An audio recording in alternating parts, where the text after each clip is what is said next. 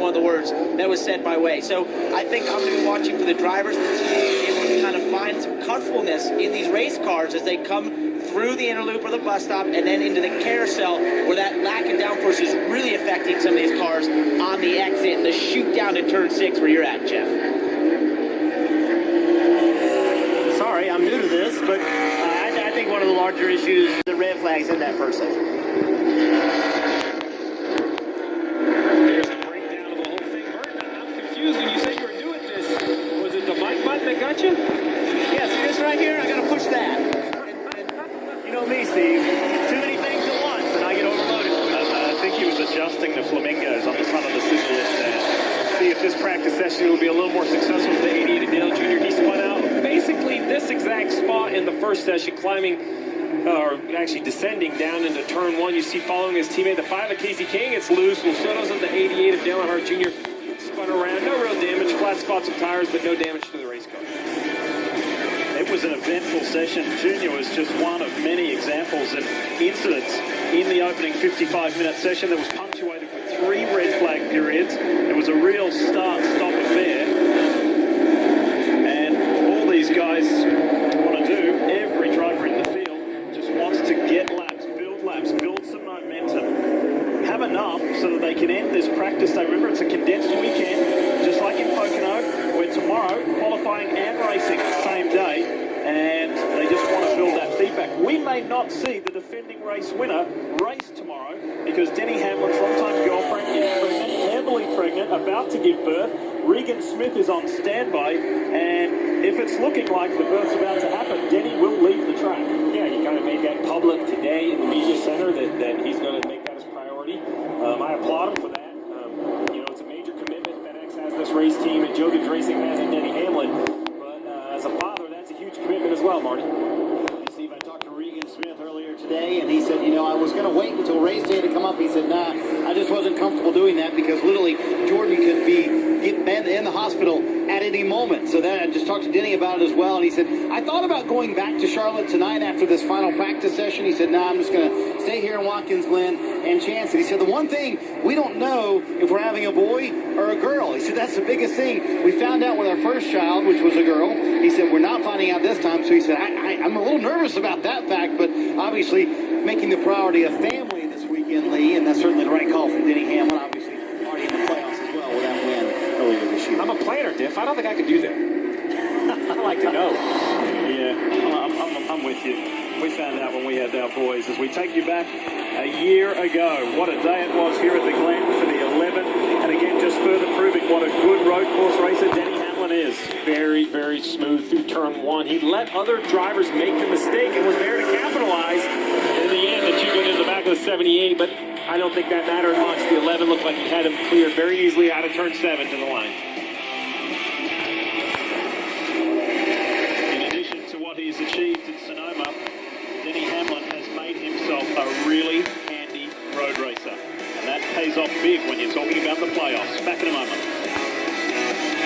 To Boris in the inner loop. Yeah, it just looks like he overcooks the entry. Couldn't commit to that first right-hand turn.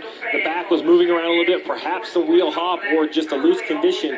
Has to abort, go straight, and heavy damage to the nose of that 33 from going through the grass area.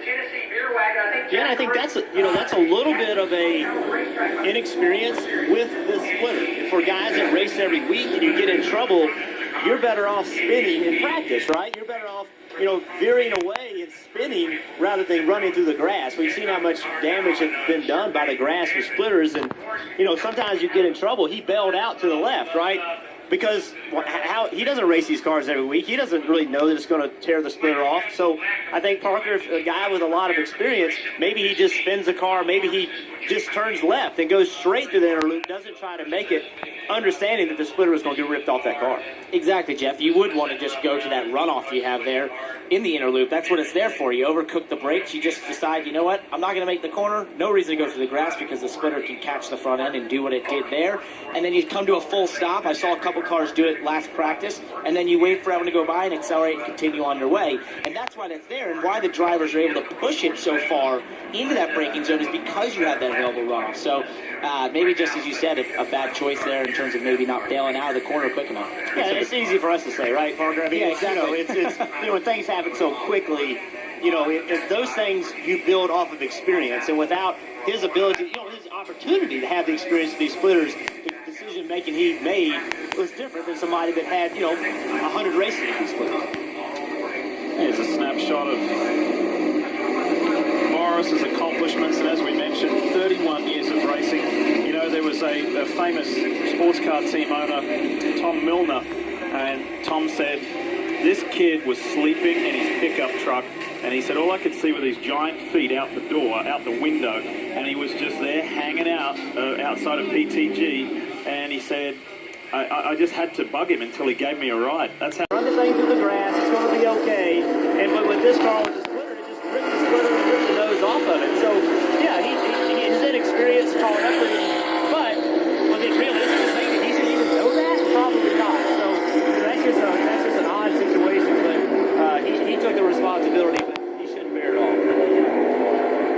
Well, sometimes it's easy to see how busy these drivers are. The in-car cameras working the shifter and working the steering wheel.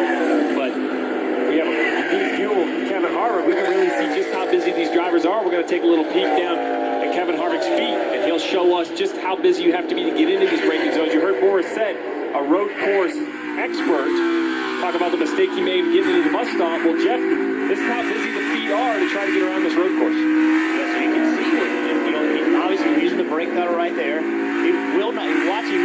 Probably will. This out of the cars. The drivers seem to be a little bit more comfortable with these race cars. They seem to figure it out a little bit more, and that's natural, of course. That's why we practice. We start to learn the track, learn what the car wants, learn the tire that Goodyear has brought. All those things start to add up, and I'm seeing it down here. But I just know, Jeff, as they come off the carousel, I'm seeing these cars continually, even though they're getting better, they're continuing to look totally on edge through the exit.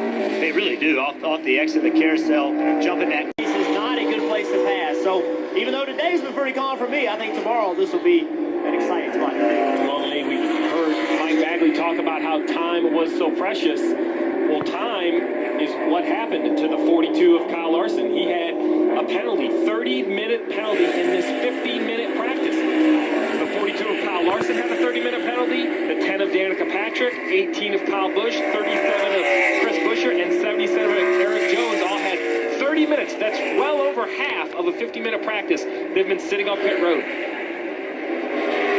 And again, showing you why Kyle Larson had that 30-minute penalty. Go back a week ago, Pocono. Yeah, so all the cars stop on pit road post-race to get the lug nuts inspected, try to keep it relatively orderly, and you see the inspectors out there, which makes it a safety concern, and Kyle Larson kind of lights the rear tires up. Nascar was not pleased with that situation. They didn't think that was the time nor the place for that, so they held him 30 minutes, which on a two-day show, I think is an even bigger penalty than normal, Marty. Big penalty, and especially when you don't get to road course race that often, right? So it's to be answered, and we'll get closer to that with qualifying tomorrow.